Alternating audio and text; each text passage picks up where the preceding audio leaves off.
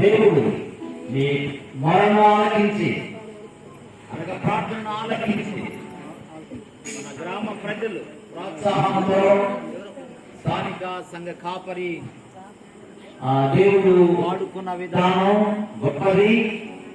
మరి మనకి కాస్త మందిరాన్ని విస్తరింప చేసుకోవటానికి దేవుడు అవకాశం ఇచ్చాడు.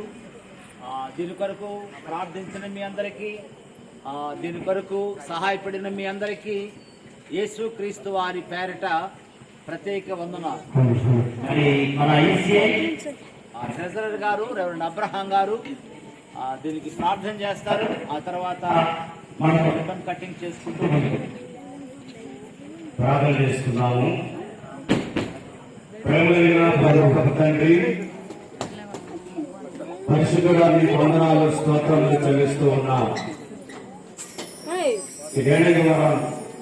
ఈసీఐ సంఘంలో మీరు ప్రేమించి సంఘ సేవకుడుగా ఉన్నటువంటి ఏస్తాస్ గారిని, వారి కుటుంబాన్ని, సంఘాన్ని మీరు ఆశీర్వదించి నైనా ఒక నూతనమైనటువంటి కట్టడాన్ని నిర్మాణం చేసుకుని తండ్రి దాన్ని కూడా ఈరోజు డెడికేట్ చేస్తూ ఉండగా మా ఏరియా చైర్మన్ గారు అయినటువంటి సంజీవి గారిని బట్టి కూడా ప్రార్థన చేస్తున్నాం.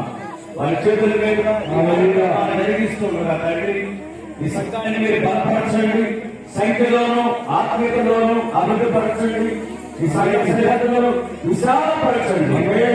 ఇక్కడ జ్ఞాపకం చేస్తున్నామని ఇదిగో తండ్రి, మరి వేరే చైర్మన్ గారు నా తండ్రి చేస్తూ ఉండగా మీరే సహాయం చేయమని యేసు నామములో ప్రార్థన చేస్తున్నాము తండ్రి.